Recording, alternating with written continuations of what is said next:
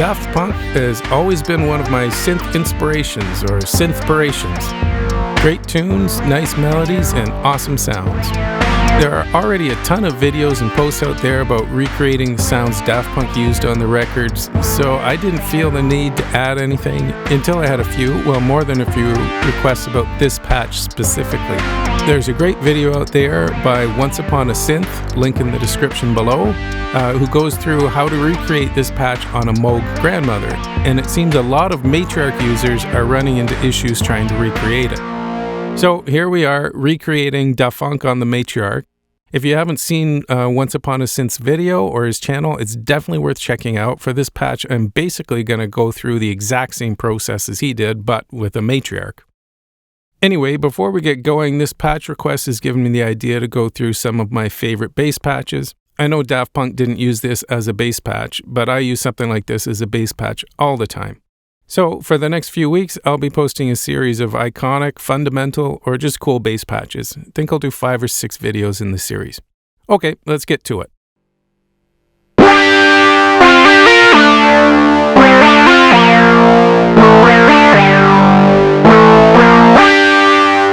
I'm going to recreate Once Upon A Synth's Grandmother patch, then I'll add a few things that are only possible on the Matriarch at the end.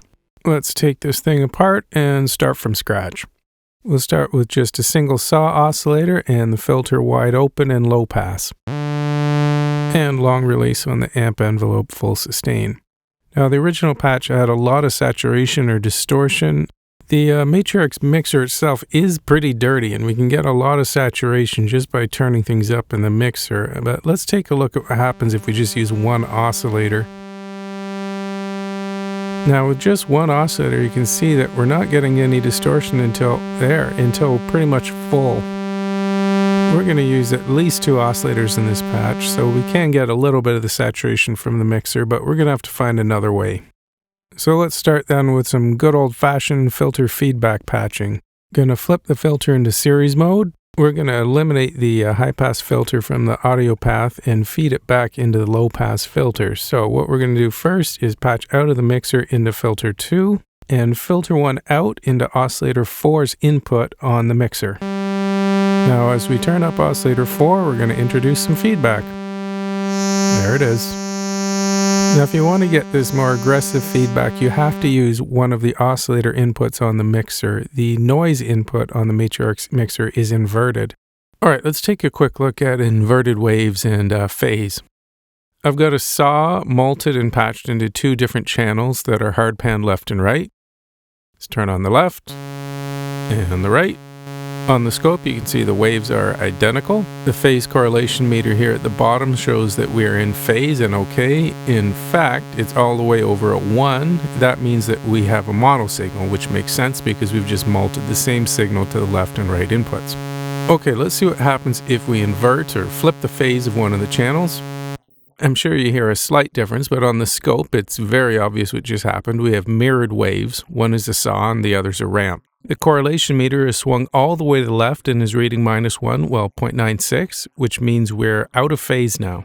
If you're listening in stereo, you probably heard a timbre change, but no real reduction in volume. But if we flip our output to mono, the left and right have canceled each other out. What's cool is that you can still see the level on the meters, so it's still there, but because the waves are 100% out of phase, we hear nothing. In the real world, phasing happens all the time. Pretty rare to get 100% phase cancellation, but knowing about this is essential when mixing. And it's really important in sound design too. Sometimes phase cancellation can be used for good, but most of the time, unfortunately for novices, it just kind of muddies things up. To demonstrate, I'm just going to patch oscillator 1 into the noise input. Listen to what happens as I turn it up. The input is inverted, so we're getting phase cancellation. So that's why if you've ever tried to use the noise input for filter feedback, it didn't work. So let's put this back to the way it was. So filter 1 out into oscillator 4 in. And turn up our feedback. Now if we play with the cutoff on filter 1, we'll get some great sounds. Cool. That's more like it. Now we can modulate this manually as we play if we want.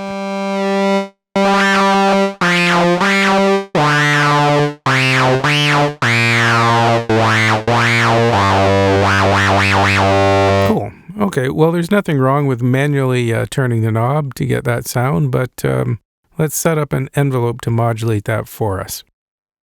Okay, so I'm going to patch filter envelope out into this attenuator here, which will control the amount of filter modulation, of course, out of the attenuator into the cutoff for VCF1. I don't want the envelope to modulate the low-pass filter, so I'm patching a dead patch into the cutoff of VCF2. Cool. Okay, yeah, so the attenuator controls the amount of modulation. And let's just play around with the spacing and amount of feedback. Try to get something tasteful. And the envelope is really sort of key to this. I'll show you with no attack. Long decay, no sustain. Add in some attack, bring this decay down a little bit more. Cool.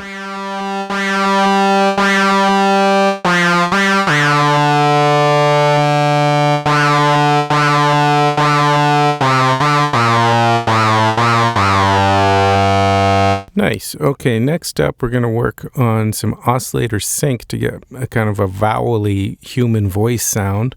So we hear it clearly. I'm just going to turn off the feedback in oscillator 4 in the mixer. There's our naked oscillator again. Turn up oscillator 2. I'm going to flip it over to a pulse wave and hard sync it to oscillator 1.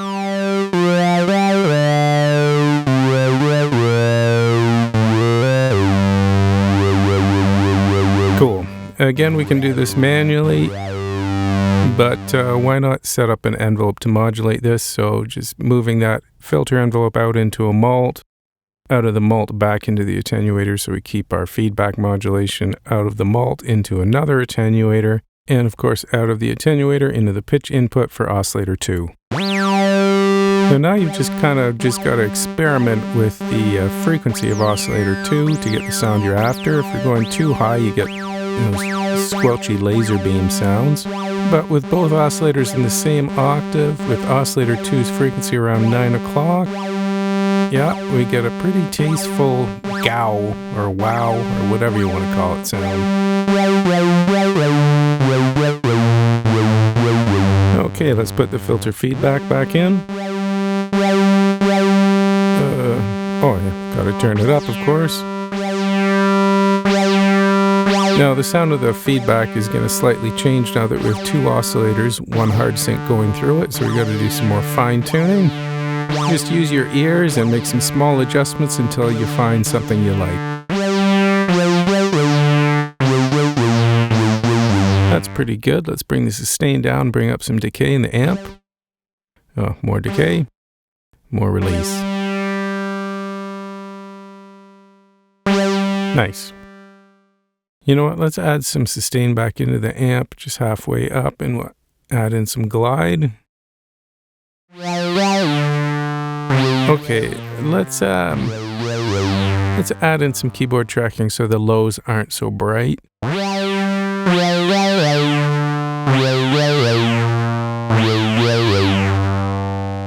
Cool, and that's pretty much it. Remember, because we're using envelopes to modulate so many things, that you've got to give them time to re-trigger. So experiment with how you play. That's good advice for every patch, really. All right, now I'm going to play a bass line, and I'll alter how I'm playing using legato and staccato touch. Check out how it changes the sound and really brings the patch to life.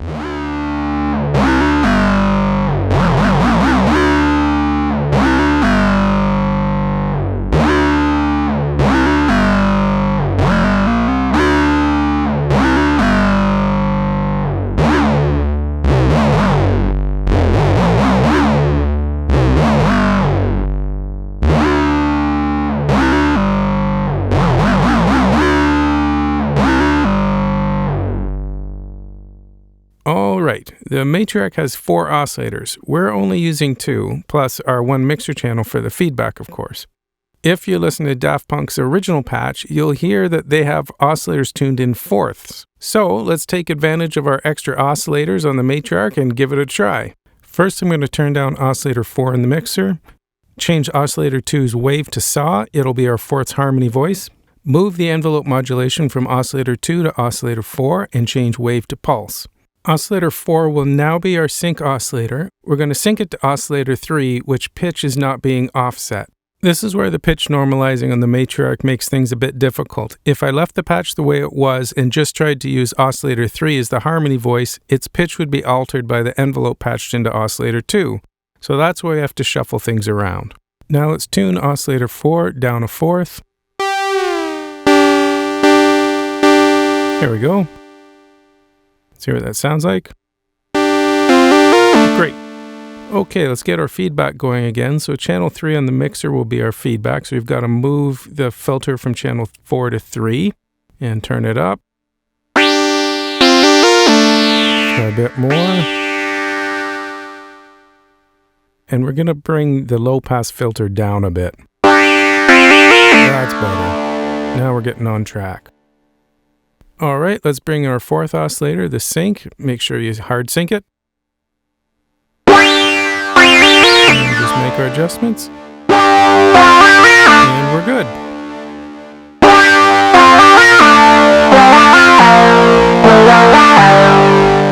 Cool. Okay, that pretty much does it for this one.